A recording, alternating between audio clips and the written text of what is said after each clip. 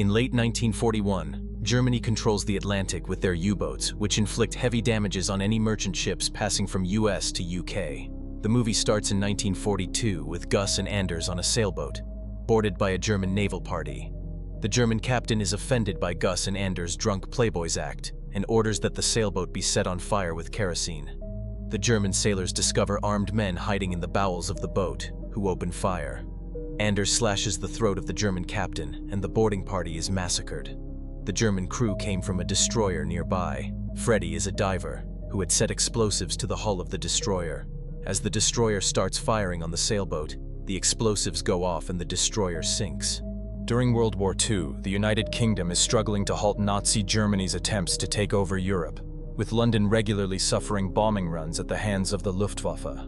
Their supply and aid ships are constantly sunk by German submarines in the Atlantic.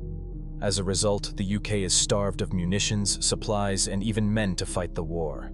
The UK needs 3 million tons of supplies every month, and currently they are losing half of that to U-boats. Till the U-boats rule the Atlantic, it will be impossible for US troops to come to Europe.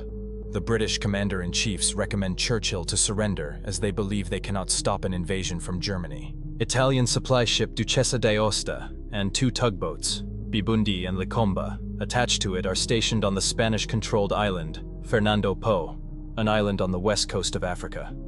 The supply ship and the tugboats take care of the entire servicing, rearming, and repairing of Hitler's Atlantic U-boat fleet. The island cannot be bombed as Fernando Po is neutral territory. If the Allied forces attack the island, the rest of neutral Europe will join Hitler in the war. Brigadier Colin Gubbins, with the indirect backing of Prime Minister Winston Churchill, prepares to initiate Operation Postmaster, an off-the-books Black Ops sabotage mission intended to disrupt the Nazis' U-boat resupply operation on Fernando Po. If the operatives are captured by the British, they will be thrown in jail. If captured by the Nazis, it will be torture and death. While SOE agents Marjorie Stewart and Richard Herron depart by train, Gubbins enlists Gus March Phillips to assemble a ground team to destroy the supply ship and the tugboats. Herron lives undercover on the island, runs an illegal gambling business, and most high-ranking Nazis are his clients. Marjorie will be posing as gold trader from New York. Her mission is to seduce and distract the German CO Lure. In 44 days, the Nazis will move their operation away from Fernando Po. Marjorie and Herron's job will be to ensure that the Duchessa is filled with supplied, so it is worth blowing up in the first place. Using the neutral Swedish fishing trawler Maid of Honor, Gus and his allies, Graham Hayes, an expert sailor, Freddy Alvarez, explosives expert, and Danish naval officer Anders Lassen, a killer, the only non-British and/or Commonwealth subject to be awarded the Victoria Cross, begin the slow sail down the west coast of Africa to Fernando Po. The sailboat is packed with explosives to destroy the Duchessa.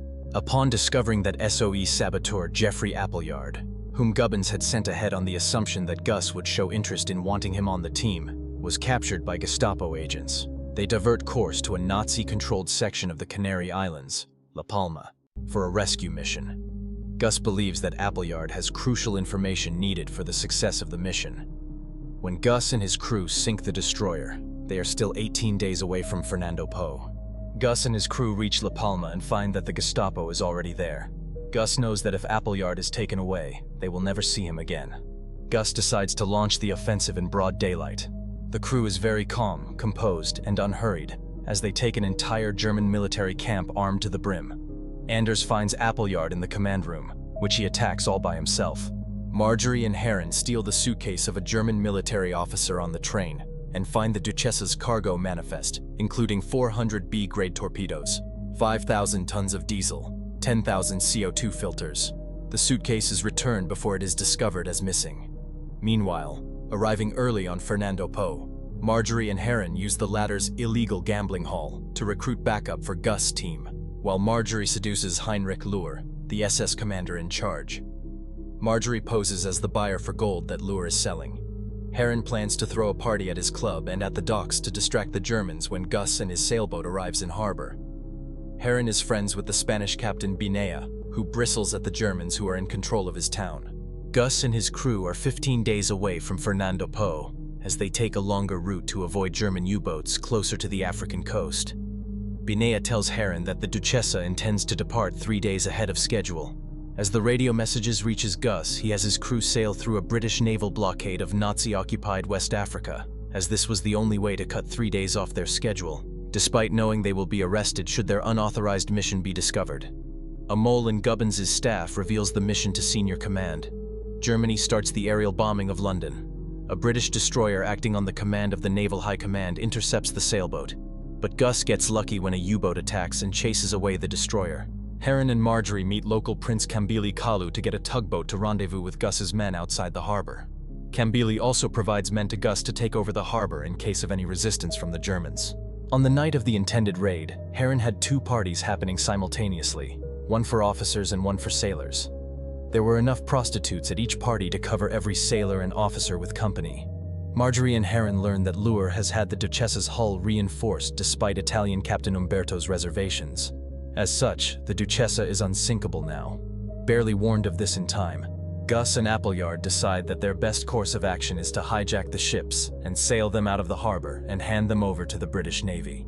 Appleyard and Anders leads the raid on the Duchessa to capture it, while Gus and Freddy place explosives on the fuel reserves at the harbor to prevent the Germans from following them. Gus and Hayes then take command of the tugboats, which are used to tow the Duchessa out to sea. Freddy set up explosives to blow up the Duchessa's anchor so the tugboats would be able to tow her out. The fuel dump blows up before the Duchessa is out of the harbor. The sailors leave their party to come out and attack the tugboats with everything they have.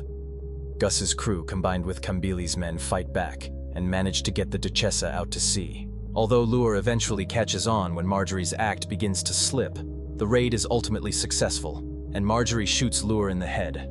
Heron and Marjorie take the last remaining patrol boat in harbor to meet Duchessa at sea.